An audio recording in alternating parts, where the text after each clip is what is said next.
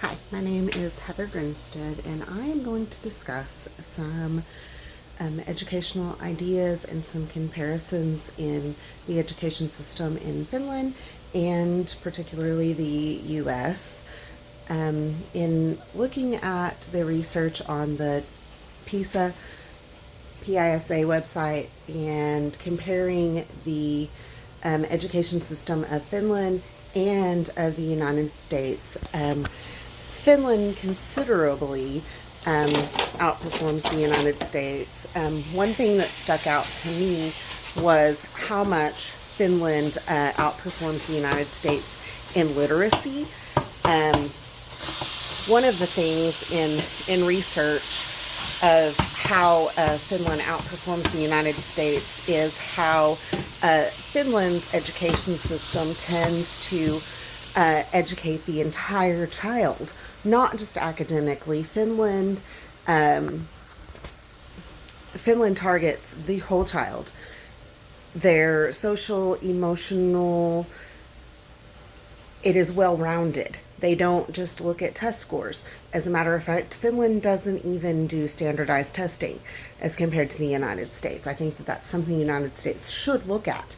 They should look at doing social, emotional, mental health education, doing away with standardized testing. As an educational leader, I think that that's something that the United States needs to look at, is doing away with those things and what it would take to do away with those things and to implement social, emotional, and mental health education.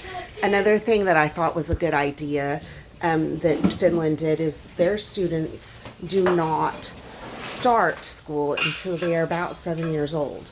That was interesting to me. That's something that I did not know happened in Finland, because students don't emotionally mature at such a young age. And in the United States, they start school at 4, sometimes 3 years old, sometimes even younger than that. Sometimes they're in daycare from 6 weeks old, and they're starting school at such a young age, and they're not emotionally or mentally mature enough for that.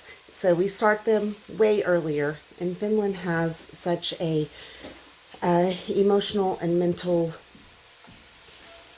system to help support kids and adults, that really helps them succeed in life, not as kids but as adults as well.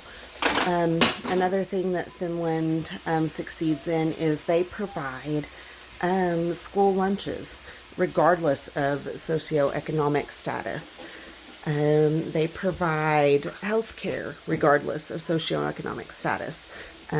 They value their teachers. They also require a lot more of their teachers. They expect their teachers to perform well.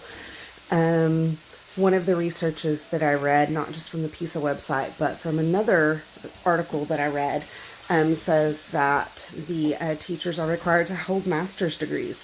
And they hold their teachers to higher standards, but they also treat their teachers so much better than teachers are treated in the United States. They hold their teachers to the same esteem as they hold doctors and lawyers in Finland. I think it's just a whole other standard that is held in Finland, and I think it's something the U.S. should look into. On a positive note, I kind of think that the U.S. is maybe, hopefully, headed in that direction, and the U.S. is looking more toward an emotional and mental focus. I think a lot of that has to do with COVID and how COVID brought about the change of people realizing that the mental and emotional crisis here in the United States is so severe. A lot of schools are switching more toward that gear, and so I think that maybe education will flip a little bit in that direction, or maybe more teachers and administrators will get on board with that.